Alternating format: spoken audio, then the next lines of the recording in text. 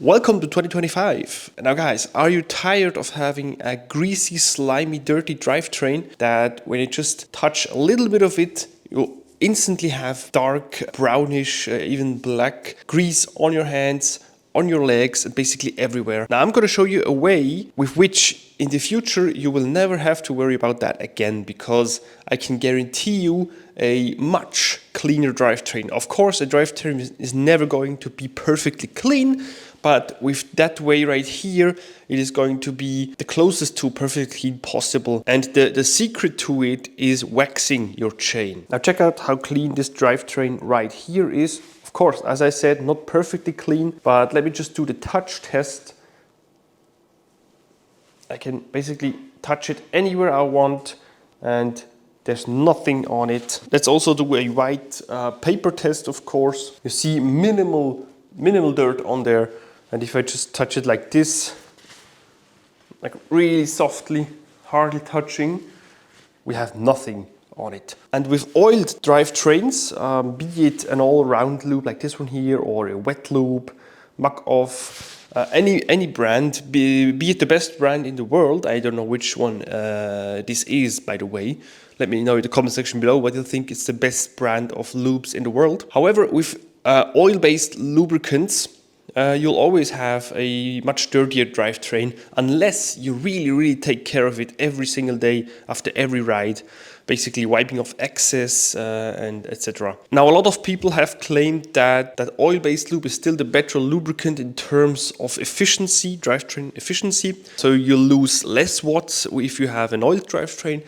I can't really comment on that because I haven't done any testing. However, there are some independent testers out there who also tested wax-based lubricants and have great results as well. Lube may be better some percentages, but in our case, we are still amateur riders that don't need every single last watt. Before that, we need to train 25 hours per week plus to really get to that level where we can complain about those kind of watt savings. What my aim is with waxed drivetrains is, of course, to have a long-lasting and clean drivetrain that can save you lots of money and lots of cleaning also.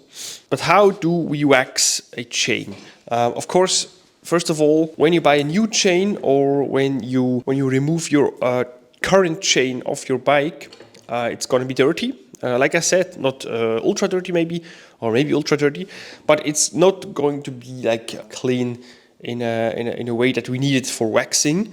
So also a new chain and like I said, a used chain, we need to have a perfectly clean chain. So the new chain will have some stock oil or grease on it in order for it to be protected against rust. And the used chain, you'll know, will just be dirty because it was used.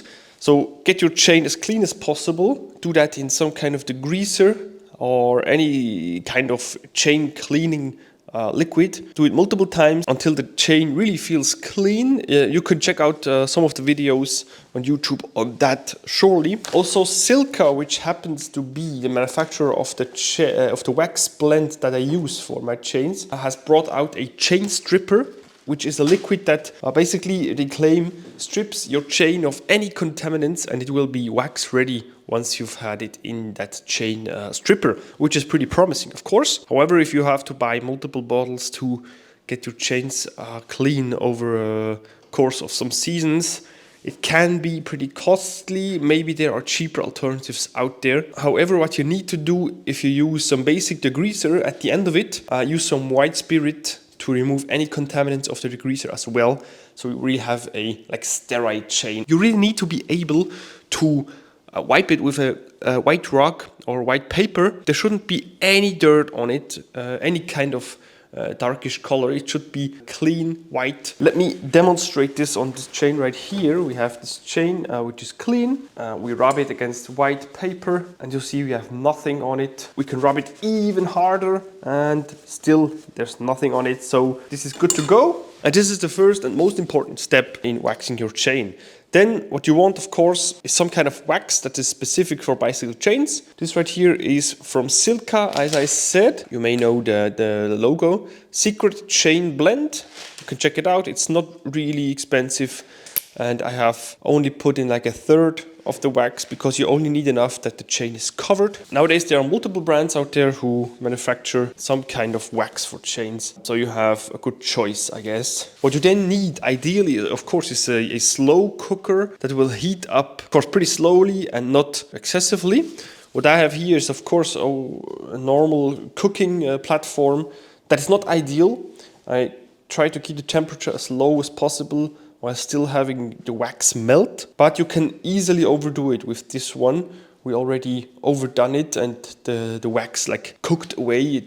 I think this is not really beneficial, so just try to have it melt, and once it's melted, turn the temperature down and just keep it steady so it will remain liquid. There we go, the wax is melted, so we lower our chain into the wax and we just move it around for around 30 seconds so we can get the wax nicely distributed all around and in the chain. Then we let it sit for about 10 minutes before we move it again for 30 seconds. So we are at 10 minutes, so we agitate it again for around 30 seconds just to have it move a bit, to redistribute the wax again.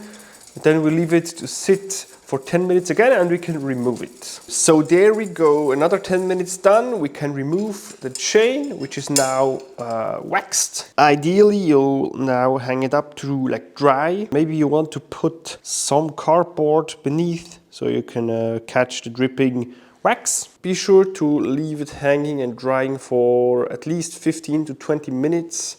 Ideally maybe longer. However, 15 to 20 minutes in my experience is enough to have it real dry and stiff. You'll see in a bit. Now we've let the chain harden for around 20 minutes and you see pretty stiff. Like you have to really use some force to bend it.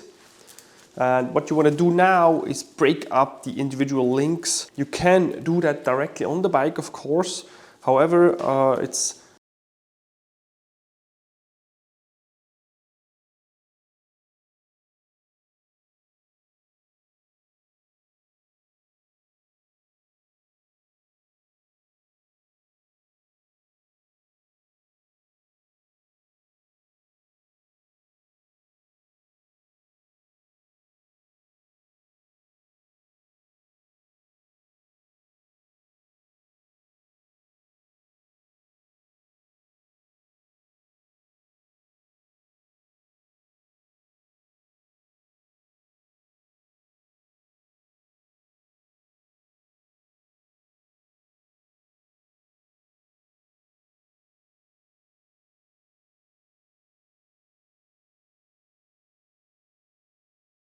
from zero concerning the dirt, and you will have better results. Then of course you want to put it on your bike and then just bed it in like this. It'll take at least 10 minutes, so maybe you want to do it during riding. That will be easier, of course. What's also good is to have the chain cross the most extreme way. Then of course also shift it through, so the chain really gets worked in nicely.